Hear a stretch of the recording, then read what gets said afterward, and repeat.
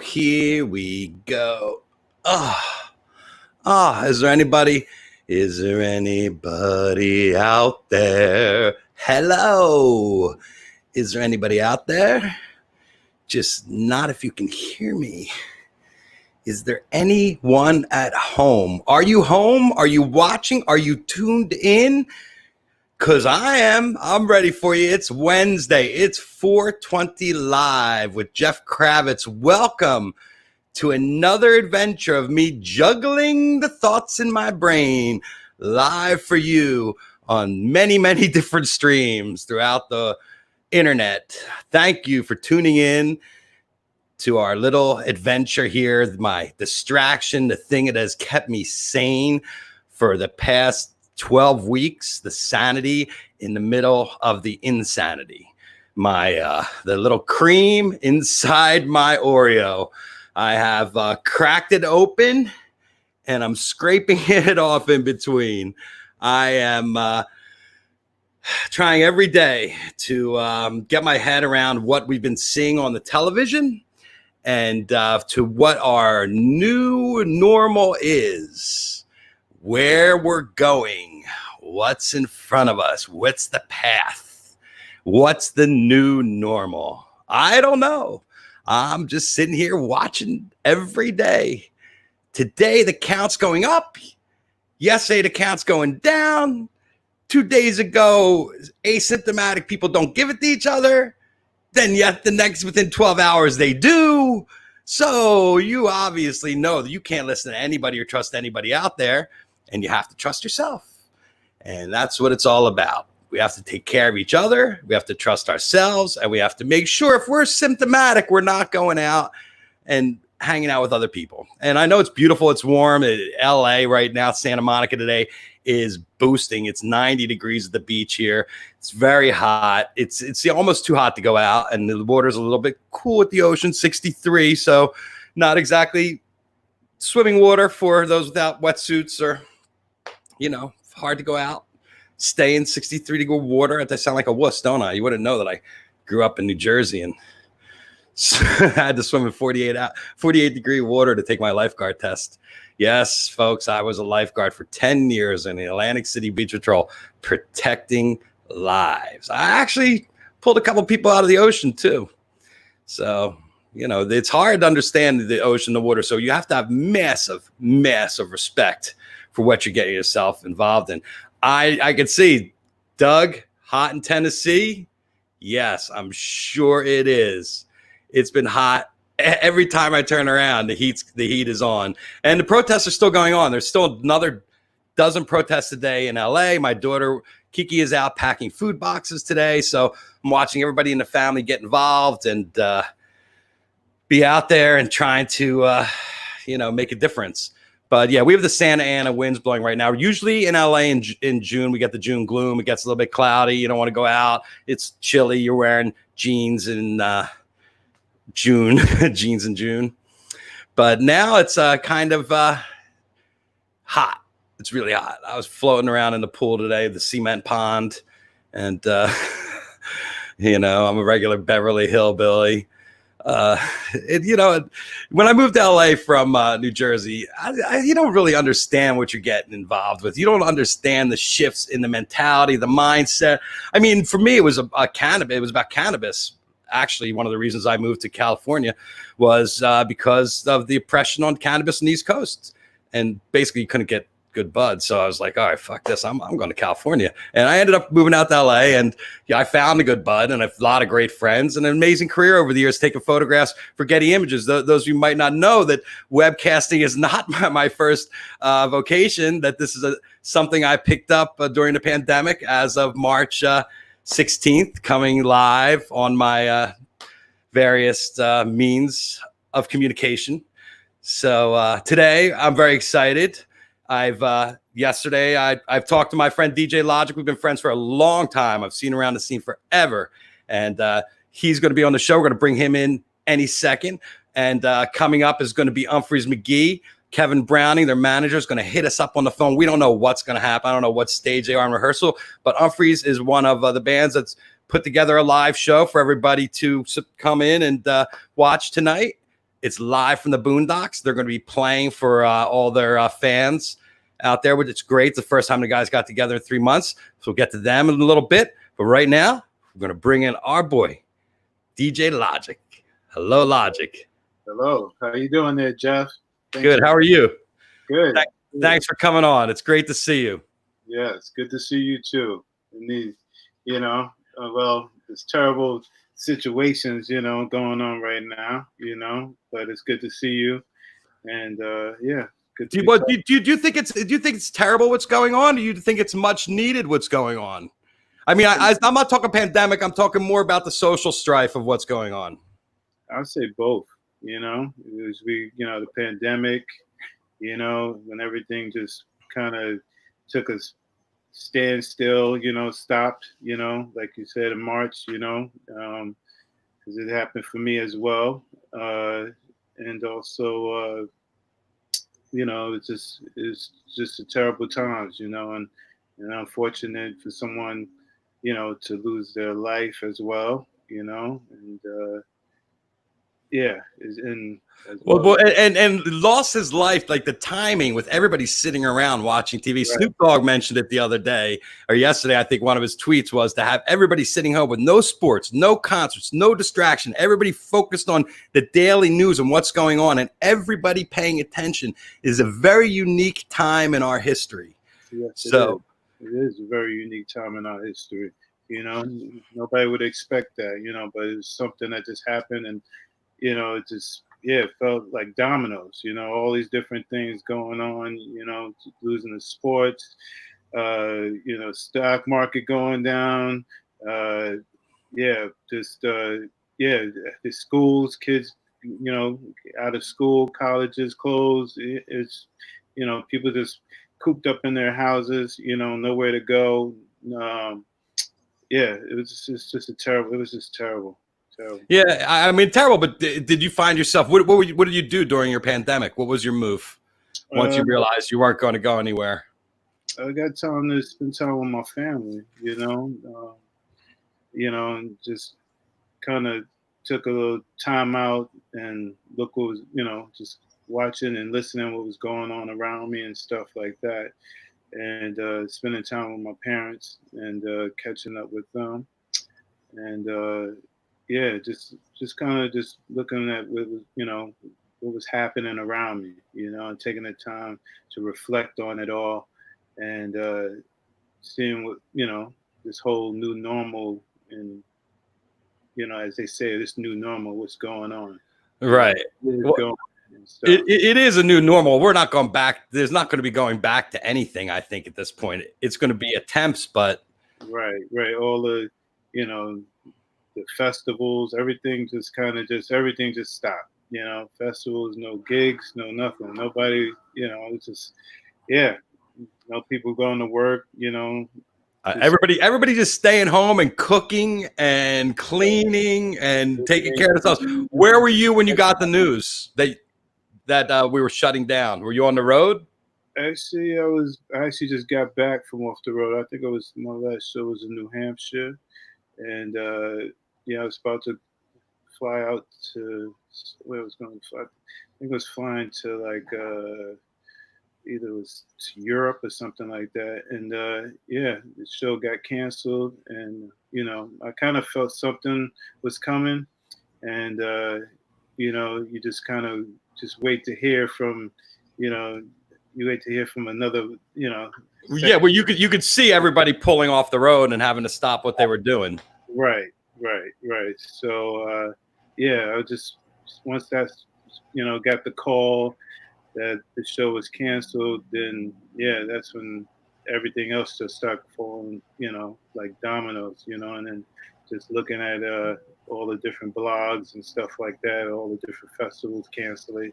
Yeah, like one at a time. And I think Coachella just canceled today. Well, the rumor is Coachella is canceling. Right. So right. It's terrible. And Yeah, as well as some of the, big places like Vegas, things that you would never know if you shut down and stuff like But Vegas is opening back up, and they had a lot of people. And there's some photos this week coming out of some of the hotels where people are just like, "Wow, look at this, we're back open." But Mhm. I think at a certain point, it's going to be take your own responsibility for your own health. You Yeah, know, that's true. And you know. that's you're taking you're taking your life at your own hands, Brett. And it's just kind of scary to see that. You just got. Well, you're if in Vegas's case, you're actually gambling with your life as well as your money. You sure are. It's like step up to the table, lay your money down, lay your life on the line. Right? The city of sin, you walk right in. And Vegas is like expendable cash too. It amazes me, like out of all this time, people are just sitting on their cash, being like, "I can't wait to get to Vegas and play." Yeah. But it fucked with everybody's vices. Mm-hmm. It just screwed with everybody's vices because you couldn't go out, you couldn't go to the bar. Like, let's say you like to drink, go to the bar, can't go to the bar. Let's say your vice is music, you can't go out for music or food or anything. So Right. it forced us all to concentrate and pinpoint our energy, which I found unique. That all of a sudden, all these things in my life that I was always planning and plotting, everything had stopped, and I'm like, oh shit, what do we do now? Right. So what are you doing now? What have you been doing? I noticed you've been doing some shows online. Yeah, I've been fortunate and blessed to do some wonderful streaming. I actually getting to know the whole streaming platform, DJing and stuff like that. Just being able to promote myself in a different way, from being on the stage and going to, having a computer in front of my face and no audience and stuff like that. It was just kind of a slow kind of change, but I got into it, and so I did my first stream was for the first responders, goggles for docs.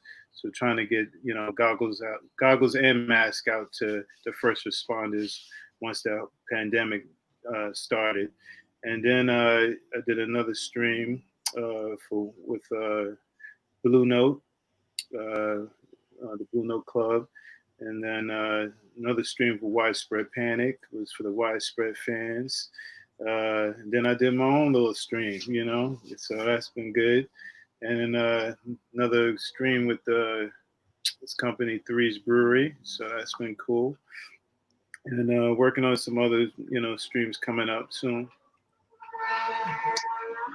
Talk about how you got into DJing. What was your attraction? I mean, you grew up in the Bronx, so I mean, you were surrounded by the culture everywhere. Yeah. I guess growing up, right? Yes. Grew up in the Bronx, surrounded by all types of music and all types of cultures as well, which was all inspiring, for me. And I started playing downtown in downtown Manhattan in the Village, and one of the places I started playing was the Knitting Factory, and that was the first spot. And then went to playing at CBGB's and Tramps and Wetlands. But those shows, you were just DJ yourself, do your DJ act. Were you collaborating with live musicians at that point? At that point, I started collaborating with live musicians. Just learning and improvising with live musicians, and that was like my schooling. Just being able to interact with the musicians and looking at the musicians like a third turntable. And you really brought it in as kind of a very innovative and different music styles where DJs didn't really fit. Right. Yeah, because at that time there was no DJs doing what I was doing, and it was something. I was just using my turntables as an instrument. Trying to be, just the same as one of the other musicians. Right. Displaying my skills and and improvising together. Are you always able to find a slot, or do you find because I was talking earlier about the one picture of you playing with Del McCurry at one of the early Bonnaroos, And I was like, wow, this is so long ago. But look, it's so interesting to see that combination up there, to see a DJ and Del McCoury in his little tie with his acoustic guitar. Right. Not something you see all the time, right? Not something you see all the time, but it was fun working with, and it was fun playing with Del McCoury. And, you know, it was just something different. And, you know, we got a chance to be creative, you know, and, you know, just kind of vibe to what they were doing, and they vibed to what I was doing, and we just kind of clicked, and it was something really cool and unique and different, like you said. Was Medeski Martin and Wood your first band that you collaborated with? Was a popper? Well, actually, before Medeski was, I just worked with Vernon Reed from Florida, and also Melvin Gibbs from the Rollins Band, and I. And then I met Medeski Martin and Wood through Vernon, and then yeah, we just kind of hit it off. Those guys were like, they saw what I was doing, and it was like, hey, we'd love to collaborate and do a thing. And at that time, they were doing their shack parties at the Knitting Factory, and they invited me and two other DJs. I think Prince Paul and Jazzy Nice. And yeah, and I went down. You know, at the time I didn't know what their audience was like, and you know, and at that time I was listening to a lot of jazz, a lot of acid jazz, a lot of funk, a lot of hip hop, and I just kind of bought my collection of records that I thought would fit, you know, what the audience was going to be like, and it felt right in, and those guys loved it. The audience loved it. The next thing you know, they were like, you know, we'd love to have you just jam with us. And I was like, okay. So when they started playing, you know, they just like, you know, come in where you feel. And I was like, okay. So I'm just vibing to them and listening to them. And as well, you know, I'm just like, wow, these trio, these three guys are funky, you know? They are funky. They're very percussive. They were very unique trio. Like, they weren't what you would expect. And I really didn't really fit the classification of a jam band, I thought. Right.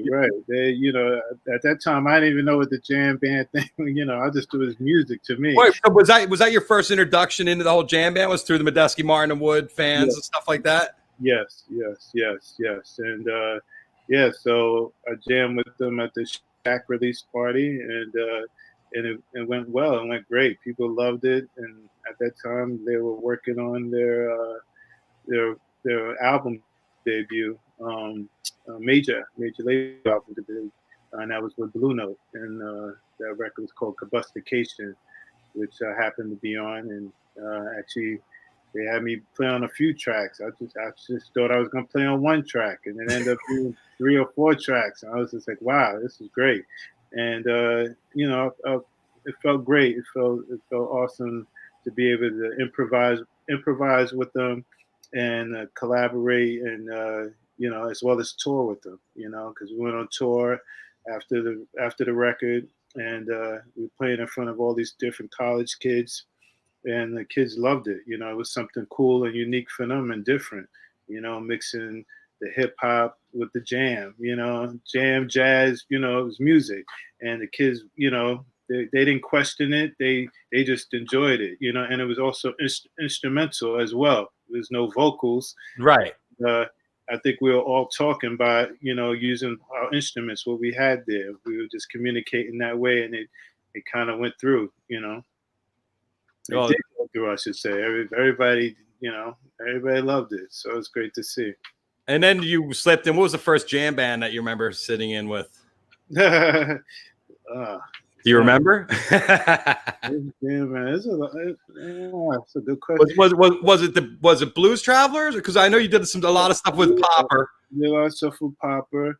But I met Popper previous at the Horde, and we just reconnected. And that was awesome. But the first, back to that question, jam band. Oh man, it was so. I gotta say, wow. I might mess up because I don't want no band people to get all upset. But You know, It's probably on the Wikipedia or something somewhere. Wikipedia, and this is the 420 live, right? Don't worry, don't worry. 420 live, but it might have been like, I don't know, blah, blah, blah, Deep Banana, maybe. Oh, Deep Banana Blackout. Wow, that's an Yeah. old school jam band. Yeah, widespread string cheese. Who else? Man, I'm just naming a few. You know. So, what was it like to try to wrap your head around that scene of jam bands that it was kind of like rock and jazz combinations? Like it's kind of like fusion, right? A lot of this jam band music. Yeah, some of it. You know, there's some stuff that's kind of arranged and stuff like that. But then you have some stuff that's just repetitive. Right. And but I look at his music, and when I'm up there, collaborating, I'm just listening and just trying to, incorporate and add my technique and stuff and sound to where it needs to be, heard. Did you ever feel that it didn't work? Are you up there sometimes going like, "Oh shit, this is not going well"? You don't have to name anybody. Well, I can't say. I'll take that as a yes. Mm-hmm. Kevin Stater is saying Addison Groove Project, John Brown's Body, 420, yeah, 2005, earthquake in Vermont. John, okay, yeah, John Brown's Body, yeah, that's my piece. My boy Scott Palmer used to play with. Well, rest in peace to Scott Palmer. He's one of the first bass players that played with me in Project Logic. Well, actually, Melvin Gibbs is the first, and then Scott Palmer. Yeah. Project Logic was my band. I remember Project Logic. You guys were at it for a while there. Yes. Casey Benjamin, Mike Whiteman, Stephon Harris, also Lamont McCain. Man, the list goes on. It was always rotated, Scooter Warner. We always had a rotation of different musicians, amazing musicians. So, today would have been the day when I would be pulling into Nashville, Tennessee for the Bonnaroo Music Festival. And we're coming up on when it would be. This weekend is when Bonnaroo would have been this year. The first year, you were there the first year. I know that, right? Yeah, I was there the first year, and that was one of my favorite years, being there, being there in Tennessee on this farmland where there was nothing around. Hot as fuck. It was just, hot as fuck. You can curse on this? You can curse on here? Yes. We're not on TV here. So it was hot, big farmland, and and I'm like, okay, I'm just trying to see things and just to see how it all came together without too much promotion, just all organic grassroots, and to see how how it started into where it became now. It's amazing. It's amazing. It was so organic that first year, and every band on it was like the whole jam scene together. The whole jam scene, that's right. The whole jam scene. Warren Haynes, Government Mule, Widespread Panic, Carl Denson. I know you played with Carl many times. Carl Denson, Jack Johnson. Oh yeah, it was a Del McCurry band. I mean, everybody you name it was on there, and from the jam band scene, and I also got a chance to play with everybody, which was kind of, cool, and they had a golf cart getting me to all the different stages and stuff. And you could just pretty much pull up and be like, "I'm here," and people are like, "Cut up on stage, come on, let's go." Yeah, kind of. That's what it was. That's what it was like. It was awesome to be able to collaborate and get up and jam with my friends, and as well as just watching them perform as well, seeing everybody just having a good time. Yeah, it was all community. Much love.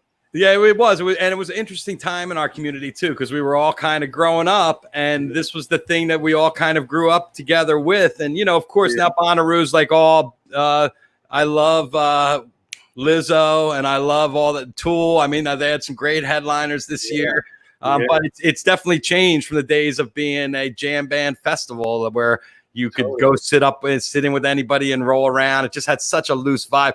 Yeah.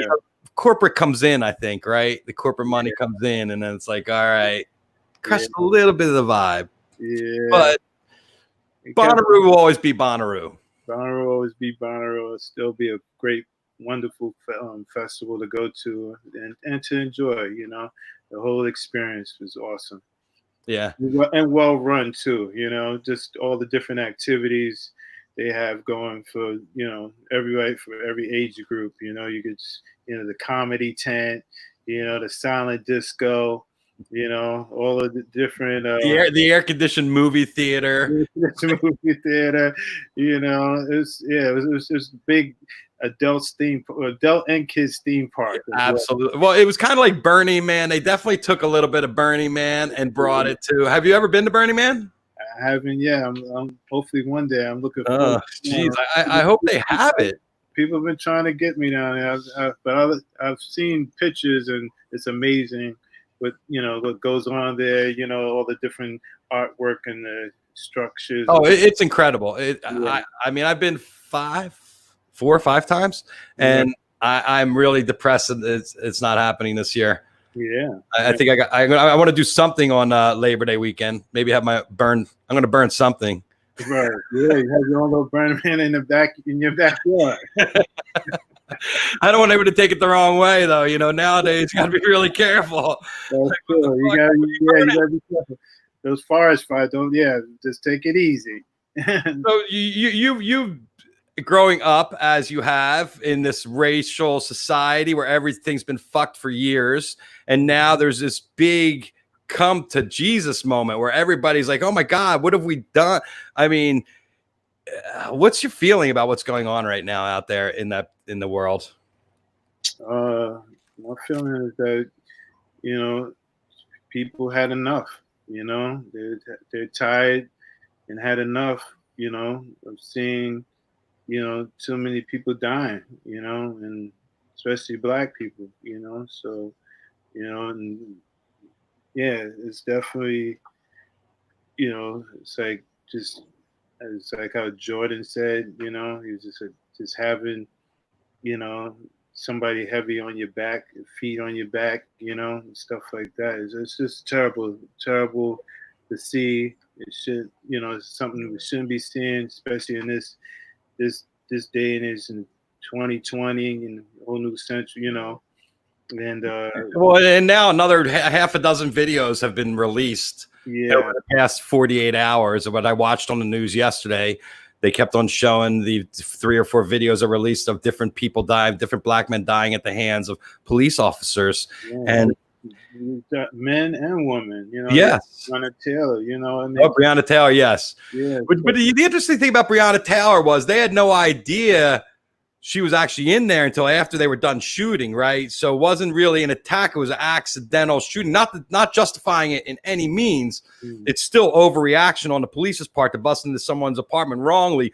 But all the other ones had been kind of face-to-face suppression where they take somebody on a body cam and you see that the whole action happen right there in front of you and you have that document. And it's opened up a lot of cases that were about to be closed too. Right. Which, it's just something else, and you got the footage there. You see all of what's going on. And, if it wasn't for the video being recorded and stuff like that, we wouldn't be, able to see that, or the person wouldn't be able to get their justice, So there's a lot of things that need to be done. And it needs to be a reform. There's it's just a lot of injustice, a lot of inequality. It's a lot of things that need to be fixed. And right now, people using their voice and the protesting and stuff is a beautiful thing. to see, and also a sad thing as well, you know. But you know, Well, it is amazing how the protests have kind of changed from the violent burning, looting to now it's just an amazing amount of people out there getting their message across right. effectively. That's right. That's right. And the looting thing, that's not part of protesting, you know. Well, you know, it's interesting because I saw the video. I'm sure you saw of the young woman talking about the Monopoly game. Have you seen that yet? If No, not, I'm going to send. She was talking about, I guess, she was talking about Trevor Noah and what he said, and then she talked about Monopoly and imagine playing Monopoly 400 times and everybody burning what you had and taking all your money and you have no money to start. She just talked about the inequality and why people loot, and it's just so people trying to grab a piece of what there is out there that they could feel like they're justified. Let's face it, our society is totally materialistic, and we are flashing it in front of everybody's faces all the time on TV, in the shopping malls. The message is constantly buy, be materialistic. You know, these TV shows about these multi-million-dollar real estate agents you see on TV and all this crap. It's just like makes it worse. It just feeds this monster materialism, which is where we need to switch our focus. From what money does to what money can do to help people. I mean, I think that's what it is. I read today that $13 million have been raised on the GoFundMe for George Floyd's family. that's beautiful. I could not believe it. It's beautiful, and yeah, like you said, it's you know, this systematic. They need to reform. You know, the economic and education, you know, healthcare. All these things needs to be looked at, and you know, and yeah, while those people were looting, you know, they seeing things that you know that they couldn't have or whatever, and Well, and in some cases I saw where there was a white guy breaking the windows at the AutoZone in Minneapolis, you know, and they followed him with the camera and they're like, why are you doing this? Why are you breaking these windows? And, you know, so there's an element there that wants to make the looters look bad or make the protesters look bad too. It's they said, I think they said it was like different groups too. So you have like, you got different, you got the Black Lives Matter that they're doing the peaceful march. And then you got somebody else over here just angry, you know, and they want to break shit and, you know, and or make the protesters look bad too. Right. Or make what ends up happening, right? Spray can up things and all type of stuff. So, well, it also gives the right a message to focus on of destruction. Like what? Look at these protesters; they're focused on destroying your world. You're right. You know? Yeah. So it's a mess. Let's talk about cannabis. Yeah. Let's talk about cannabis. Is essential product there in New York? It is an essential product in New York. I think it's an essential product all over the world. Everybody's got their hands on some cannabis, or you know, so you know, they're smoking it, they're eating it, you know, or they, you know, putting it on. Creams, lotions, you know, bath salts, clothes, you know, So, everything. You can eat it. You can make clothes out of it. Right. You use it in all your household products, all type of stuff. But you know, it is amazing how it's kind of leveled the whole playing field across America now, where everybody's accepting cannabis as their this is our thing. We got it. Yeah. And hallelujah, because I don't know how I would have gotten through the past 3 months without it. You and me both. You know, it's definitely kept me, you know, content and creative, and just you know, just kind of getting over, you know, the things that are going on, you know. So you know, yeah. Well, and it's kind of playing in our favor in one way. I mean, it's interesting that what's happened in our world is a kind of like this, from cannabis to race to economic disparity. It's all coming to the forefront at the same time. We're watching our whole world go through a revolution, and it's just like, wow. Yeah, we're watching the whole world go through a revolution, and it's something amazing, you know. And wow, you know, that's it. Wow. You know, who would have thought, and the timing, everything, you know, it's just like, wow, you know. Well, once you put the with Rodney King, someone had to go into their other room and grab a VHS camera and make sure it had enough battery and put a fresh tape in it and slap it on and turn it on and go like this and go out there and shoot. You had to have a lot of thought to go make a video. Nowadays, you just whip that thing out of your pocket and within 10 seconds. That's right. You capture everything. That's right. The whole world, the whole revolution is televised. The whole revolution is televised. That's right. You know, I was out there getting some of that revolution. You know, have you been protesting? I did go out there and protest. You know, so I was.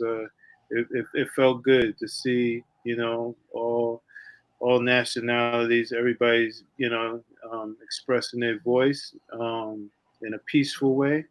You know, I went to a peaceful protest. Mm-hmm. So it was good to see. I was in Brooklyn, and I was in Manhattan, Washington Square Park. So, and I was, you know, practice social distance, and you know, I had my mask on and everything, and yeah. But it was really good to see.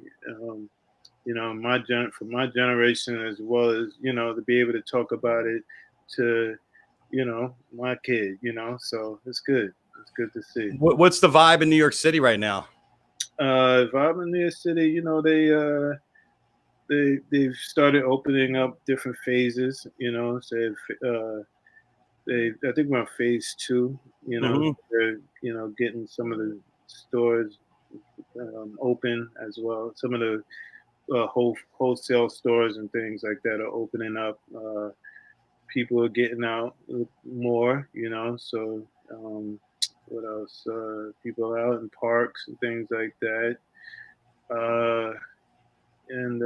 Yeah, I think just it's like a slow process, you know. So New York, I'm sure everybody's a little bit shell shocked too, not knowing which way to go or what to do. Right. Yeah. So. But I think people just, you know, being able to get out of the house, you know, get some air, you know. Well, and a lot of people have left the city already, right? A lot of people split. Mm-hmm. What part of town you in? I'm in the Bronx right now. You still never left the Bronx, huh? Well, no, I'm where my parents are. Oh, you're at the folks' house? Yeah. What do you got on the plan? Anything coming up? Anything we want people to tune into? What else? You know, I just tune into some of the stream stuff that I got happening, which will be up on my site, on my website, and Facebook and Instagram. Yes. What else? And, you know, some recording stuff that I'm finishing up on. Some stuff of mine, as well as some collaborational stuff with other musician friends. So that's been also good to be able to just catch up with some of my musician friends and talk ideas and hearing ideas that they have, and you know, just kind of connect and put heads and stuff. Yeah, well, it's nice to have that time now to collaborate that you never had before, where people are like, "Hey," you start chatting, you're like, "Hey, why don't we whip up something?" So yeah, because you know, we're always coming and going. Everybody's touring, doing it. That's what I mean. It's hard to sit down. It's one of the reasons I started the show, because I was like, I got a captive audience now. All my guests are sitting home, just what am I going to do? So right, you got something going. We talked about that. You started. That's right. Well, I started to keep myself entertained, I guess. Yeah, I've been enjoying it, catching it. Well, thank you, Logic. Thank you for your support all these years. We've been friends for a long time. I always love seeing you. We always have a great time. I can't wait to see you again. Give you a big hug when that's allowed. Yeah, I know, right? Well, this right here is wonderful to see your face and hear your laugh. Thank you so much. Well, thank you. Great to see you, Jason. Have a great day today. Well, thanks for tuning in. All right. There you go. We got DJ Logic in the house. True legend, innovator. He's worked with everybody across the board. If you don't know who he is, you haven't checked out his music, you've been sleeping under a rock for the past 2.5 decades. Check him out. Follow him on Instagram and check out his streams. Now, you guys are lucky, because now I know a lot of you have been waiting for this the whole show. You were like, Logic, Great. That was like a meat, like a big fat sandwich we just sunk our teeth into. And now we're going to talk to the dessert. Umphrey's McGee. Umphrey's for dessert. Buddy. How are you Good. guys? Cake time. Ryan Well. Stasek and Kevin Browning, Umphrey's manager. Good to see you guys. You're out in the Boondocks. We are in the Boondocks, and Literally. it's lovely. It's very nice. Yeah, middle of nowhere. Just nice to see some human flesh. Nice to see you, Ralph. It's nice to be seen. Did you guys take each other's temperatures? We have been temperature taking. We've also all had the antibody test prior to arriving. It's a clean, healthy group right here. Oh well, And we're getting a lot of shit done. are you? Oh yeah. How long have you been here? You've been there like 24 hours or 36 hours? Sunday, Monday, Tuesday. I don't. What day is it? Tell me what day it It's is. We started Wednesday. Sunday. It's Wednesday today. All right. We started Sunday. Yeah, Oh, you started Sunday. Sunday was just kind of a hang, get the band back together. Monday, a lot of Charts. talking shop, a lot of listening to old demos, Legos, things that got left on the cutting room floor, new stuff, and making a flow chart, if you will. And then started tracking yesterday morning. Writing by day, rocking by night, I think is the MO here. Who forgot their parts the most? Well, nobody knew them in the first place. Nobody knew the parts. So that's a win-win when you got 6 new tunes where we didn't have the parts. So. Oh yeah, are there 6 new songs?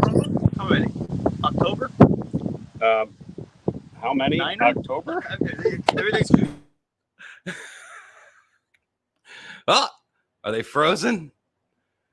I like the look on Browning's face there. Hold on, you guys are frozen. Let it go, let it go. Oh, there you go. Oh. I'm frozen. I was just singing "Let It Go" here. Umphrey's. So 6 new songs. You mean that you wrote this year, or that you've written since? 4. Sorry, I was wrong. 4. 4 From the pandemic? from yesterday. From yesterday. And this morning, it's it's bits and pieces. Some further along than others. But, So you, Jesus Christ! Don't you isn't live great? Because it makes you feel alive. Because when something like that happens, all your blood starts rushing in your head. Like, oh no, they're frozen. Oh shit, they went to black and just dropped off. Don't worry, folks. I don't have any jokes, but I am a joke. Just keep on watching. I'll keep you laughing. If I have my face filters like Instagram, I can juggle my heads. But we'll get the guys in here. We're gonna get it done. So just hang tight. It's just a minor technical difficulty. Umphrey's will be back. Remember, they're in the Boondocks, and that's the one thing I've learned. It's great. Maxwell Caulfield, when I interviewed him, he was in Ojai. The guys from Twiddle, Ryan lives way up in the sticks. His internet was so bad. It was crazy. So, I'm always dealing with these momentary lapses of reason. Second Pink Floyd reference today. Two. Boom, shakalaka. Umphrey's. I'm freezing. the studio walls are very thick, and we shut the door to keep the sultry sounds of Jake from overpowering, and inadvertently snipped our Wi-Fi. I liked it. I saw that, and it was good, and I handled it really well. And we only lost about half our audience, so don't worry about it. I'm sure you were very smooth. Yeah, I've dealt with every kind of technical difficulty known to man at this point in my career, in my short-lived career. So, are you at Jake's house? Is that what I'm taking from my takeaway in his studio, or is this a separate location? No, it's where he grew up. So it's his parents' house, but he built a studio out back with his dad. I'll have him tell you about it. Speak of the Hey, Jocko. Jocko, why don't you give Kravitz a little history of Boondocks. What's up, my man? Jake, you're the most elusive man of this entire pandemic. You're one face I have not seen on any stream talking to anybody. You just been hanging home with the kids? No, I've been doing like hundreds of lessons. So I've actually been like in front of a screen the whole time talking to people, but it's like in this like teaching realm, you know, like a lesson factory. It's crazy, but it's gotten me really in touch with the way that I play guitar all over again. It's like sort of like looking at what you do in a second draft form and be like, oh, so that's how I'm playing that, and seeing that riff happen. And Wait, you're talking about Lesson Masters, right? Yeah, Live Lesson Masters. Yep. The website that sort of like is an umbrella for all these artists to sort of pull this thing off, you know, and you know, make do with you know, not being able to do our job playing live. You know, it's like we got to make do somehow, right? Yeah, you guys were in LA. I was getting ready to go see you guys. I was excited. You were in San Diego overnight, and next thing you know, it's like get on the plane, you're going home. I know, Booville. It was Booville because it was like such a, oh no, we're playing. Everything's probably gonna be cool, and then all of a sudden, you know, the government issued the, you know, anything past, you know, 50 people was like no. So it was. The writing was on the wall like really suddenly about like that we had to kind of like call it quits, you know, and sort of like manage to find ourselves here. And now after all that time has passed, and it's pretty awesome to for this to all manifest finally, you know. So to tell us about the location, the Boondocks. Where are you? Yeah, so this is southern Michigan, like the southwest corner of Michigan in Niles, Michigan. So a little tiny town, probably, you know, 12,000 population, pretty small. And my high school's like literally a mile and a half that way, and we're like out in the country too. So it's even where the edge of town is like farmland, you know what I mean? So we're basically on the edge of like two counties, and so nothing happens on the edge of counties. So Nothing good anyway. Yeah. So what's cool about this is we're on a dead end road, and it's pretty quiet out here. So it's like there's not much distraction. There's like zero traffic going up and down the road. So it's really like almost like you're way out in the woods, just feeling the music and like, you know, putting the horse blinders on, you know, to try to get some stuff done. But this is a place where I grew up basically. And I even moved out to the studio when I was about 13 or 14, because this is detached from the house.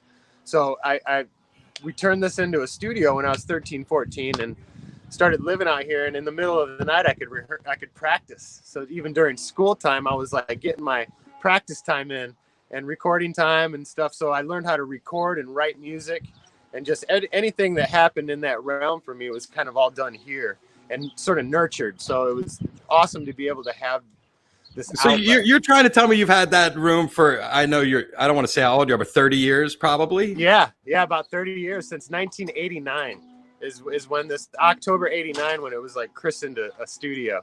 So that's like hell of a long time ago. and that's been your personal private jam room for all these years. Yeah, every like incarnation of every band I've ever been in, and then multiple other bands that have recorded here over the years. So it's really like a lot has happened here over the years. It's almost like a tattoo parlor. Like you walk in and like you stick something on the wall and it never moves there for like 25 years. You know, should give them a little peek inside. Yeah. Let's take a look at the situation. All right, you're gonna get plenty more of this tonight on the stream. Oh yes, that's right. The stream starts at 9:00 Eastern time. 9:00 Eastern. Well, turntable. Jeff, you'd appreciate the vinyl collection Jesus. over here. And that's just a fraction. It's Wall of shame over here. We got the. Oh yeah, look at all the photos on the wall. So like the wall of shame over here is you know, that sort of situation where nothing moves for years and it's just pinned on the wall. Memories, different shows, you know. Nice. Great. And is all the gear in there yours? Everybody brought their gear. Yeah, it's like a hodgepodge of the band's gear. My buddy Jim Leap does the studio with me. A lot of his gear, a lot of my gear. So it's just like gear collective. Like the more flavors that we have, to work with as far as just sonic textures, and also not using a lot of stuff in the box, like in the box meaning digitally. We try to find sources that are more analog and more natural, because that's what we're used to hearing is that old greasy electricity going through circuits. You know. I love you have all your old axes on There's the the wall. guitar too. wall right here. I love it. Guitar wall with quite a few little biscuits. That's Mother Earth right there, right? The little green. Yeah. Is that Mother Earth? Yeah, we'll make it pass through here. So even got the Michael Jackson. Still got the bubble gum in this right here. Actually, I think that's the one. Be careful. It might. There's You a might little Huey Lewis for you. Sports. Can't go wrong. So this is kind of cool. This is the double action upright grand piano, and it's all African rosewood, right? So it's with real ivory keys. It's kind of crazy. So it's a special beast.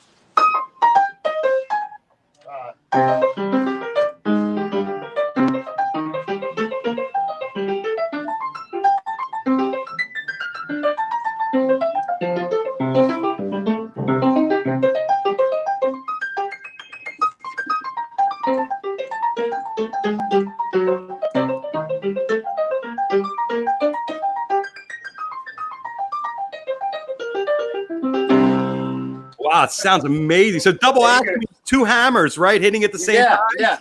So there's a point of contact down here, right?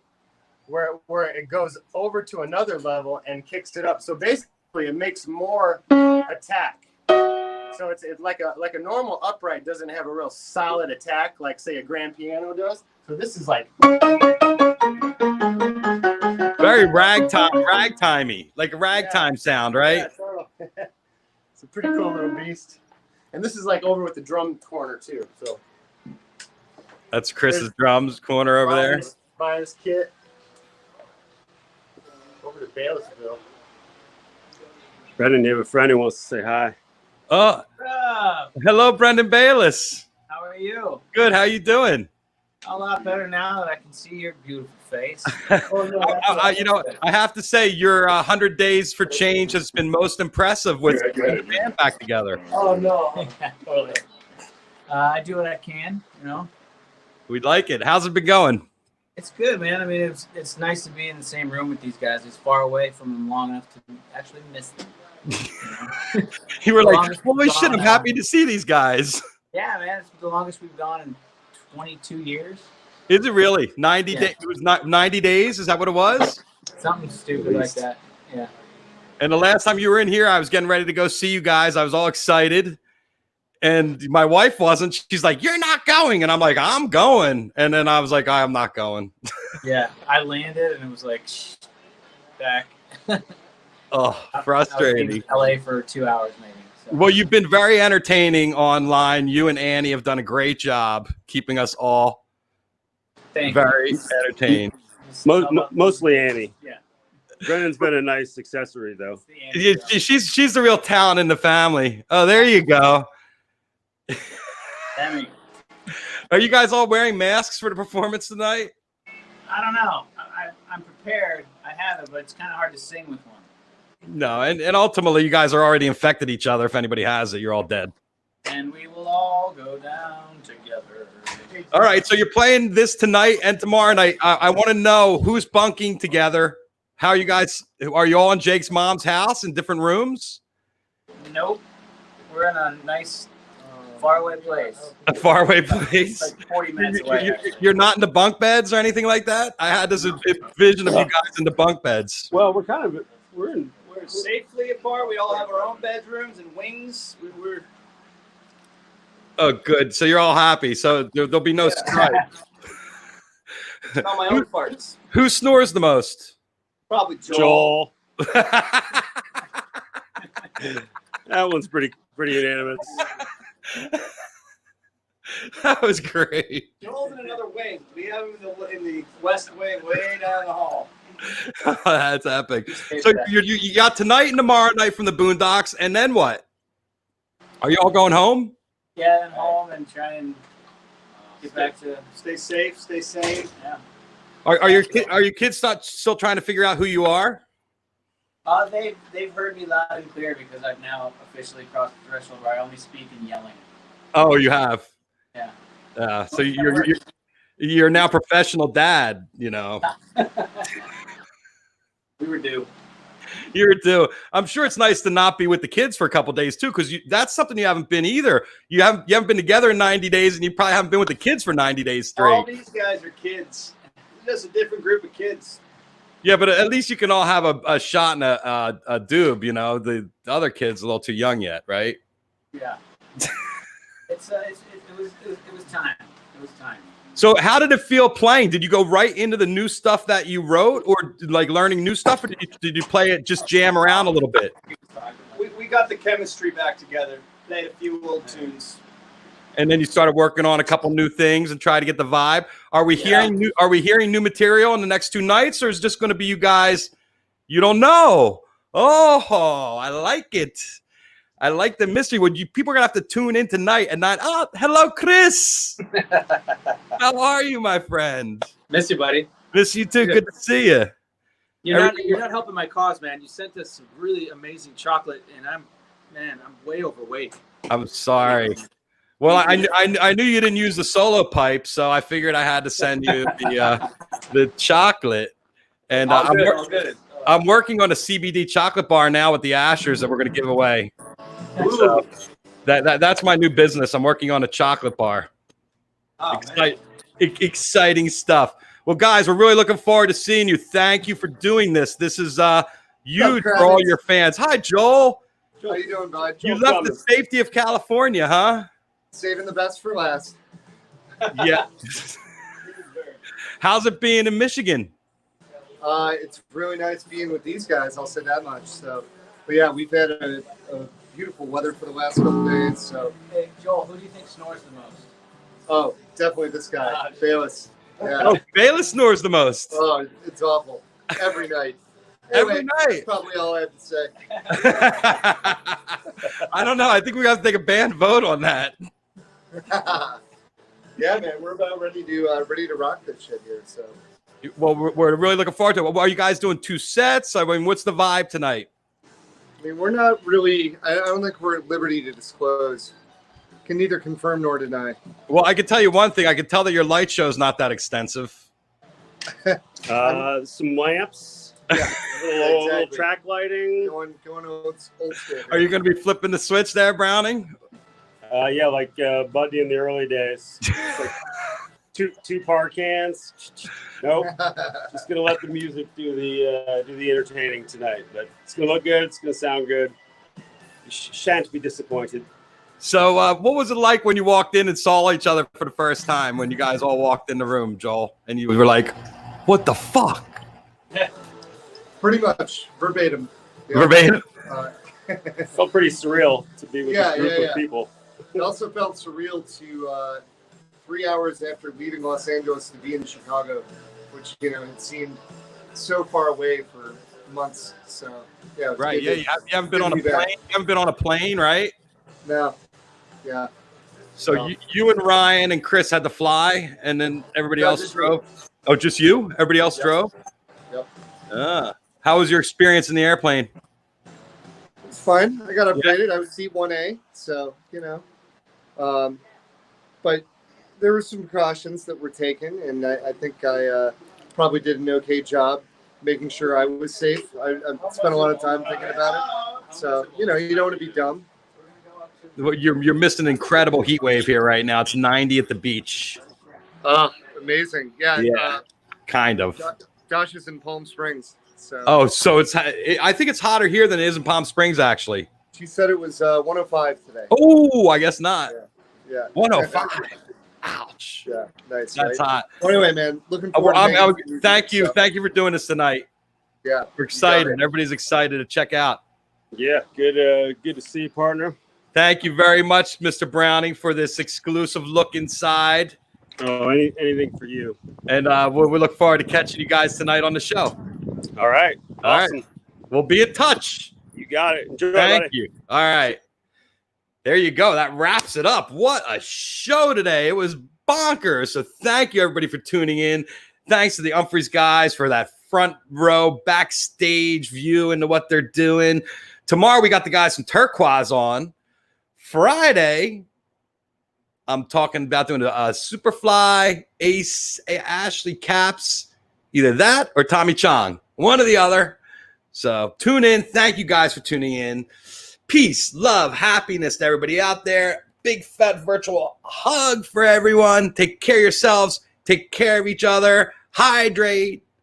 Medicate. Don't eat that sugar. Actually, I love sugar, so eat some sugar. Who knows what's going to happen? Have some fun. Go for it, kids.